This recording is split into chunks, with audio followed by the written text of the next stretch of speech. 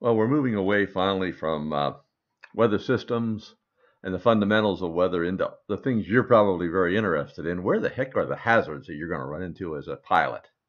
Where you might find some.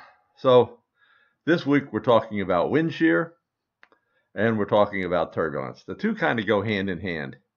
Pretty much where you have wind shear, you're going to have turbulence. There may be some other factors. Turbulence can be created by mountain waves. You're going to run into it. Wind shear, if you're flying across a mountain wave, you're going to have changes in wind speed, so you're probably going to have wind shear. So let's just take a look even at the surface real quickly at today's weather map.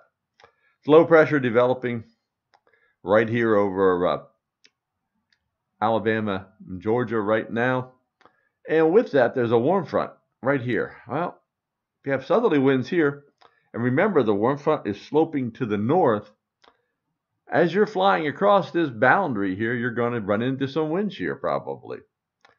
Winds will probably be out of the south at the lower levels and maybe even east to a point eventually as this low wraps up. And so you're going to develop some wind shear. You're probably going to have turbulence as well. Look at this very intense low up here in New England right now. Probably flying around it, you're going to have some turbulence and wind shear as well. That's just looking at the surface map, though. I'm not now out in the Midwest right now. If you looked at everything, there's not a lot of pressure gradient. Pretty much not much wind shear. Even looking at the Rockies and stuff out here, there's really not a lot of nothing but big high pressure sitting over there. So there's not any real flow coming across the Rockies at the surface. So you're not really seeing much in the way of what you would expect to see in wind shear there. But let's take a look a little bit aloft with this. There's 850 millibars, about 5,000 feet. Again, out in the Rockies, not a lot of wind flow. You're not going to see much in the way of turbulence or wind shear. However, if you're down here, you're starting to get pretty good winds out of the south right here. They slow down a little bit right in this area, right in here. So you would expect some kind of convergence is happening with the winds there, good lifting going on. And there's actually some good rainfall right in that area. And that's probably where that surface warm front now is aloft. So if you go back to the warm front was actually in southern Georgia. You look at 850.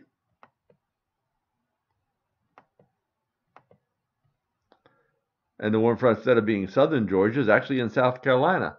So as a pilot, you can actually say, oh, I'm going to be flying across this boundary here at some point. Now, depending on the height you're at, obviously the further different structures, most of you are, flying the larger planes, and also you're going to be well above these lower level boundaries. But if you're flying for fun, looking around for small planes or whatever, you're going to cross these boundaries at some point. You're going to have to know what you're dealing with. The winds are going to be changing direction right there.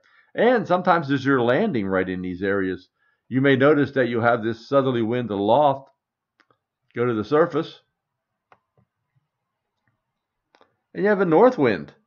So you actually do have wind shear as you're coming into the landing. Not very strong in this case, but you do have some. So we can look up even higher here.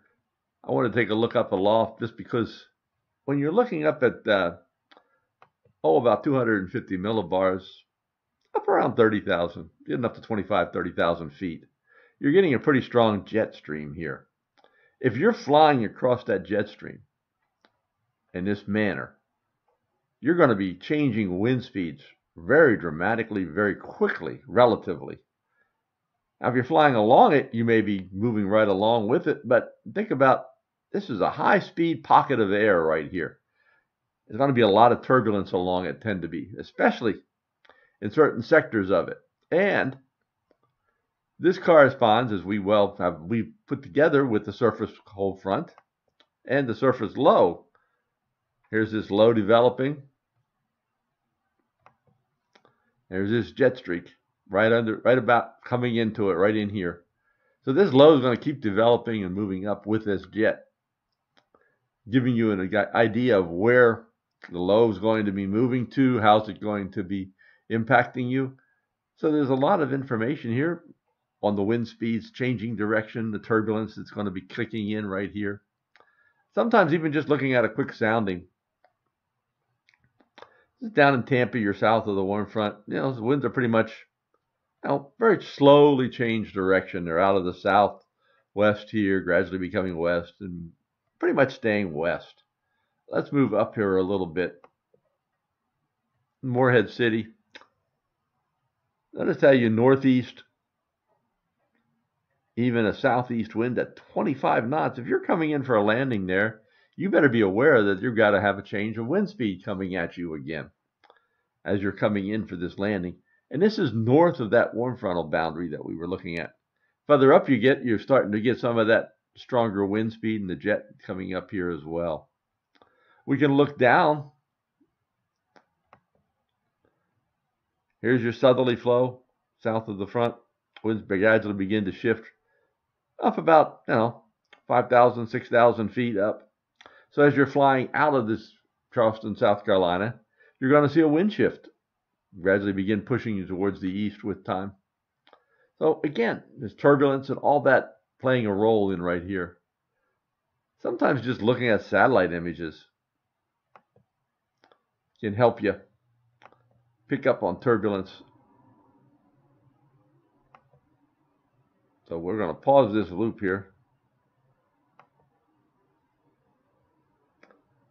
Look at these higher tops right along the ridge line in the western part of the eastern part of the Appalachians here. Those higher tops really correspond to where the winds are being pushed up, hitting the mountains there. You're going to get lots of turbulence right in that area because of all the winds coming into the mountains.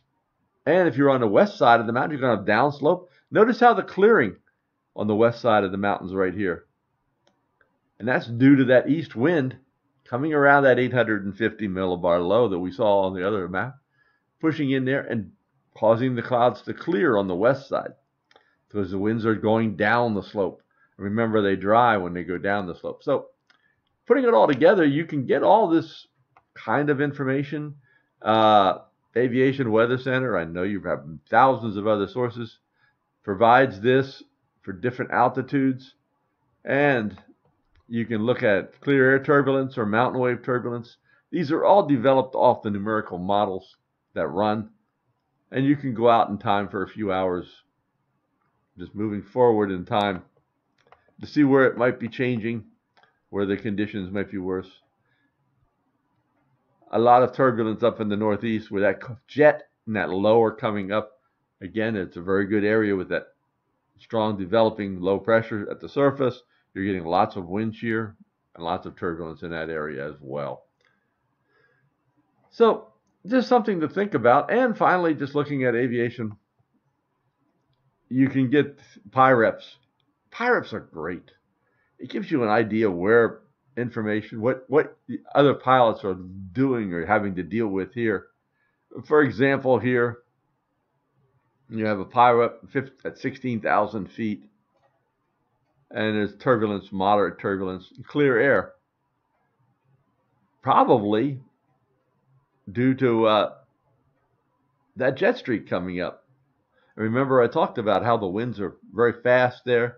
They're going to cause some turbulence in it. So, again, all things that you can think about and use in your daily life as a pilot. And this is just turbulence and wind shear. We're going to gradually develop even more, but all of this relates back to what you've learned. Take what you've learned earlier in this course and just apply it right here, and you're actually just seeing what you have learned being demonstrated for you right as a pilot, and as you can use it. So if you have any questions, let me know.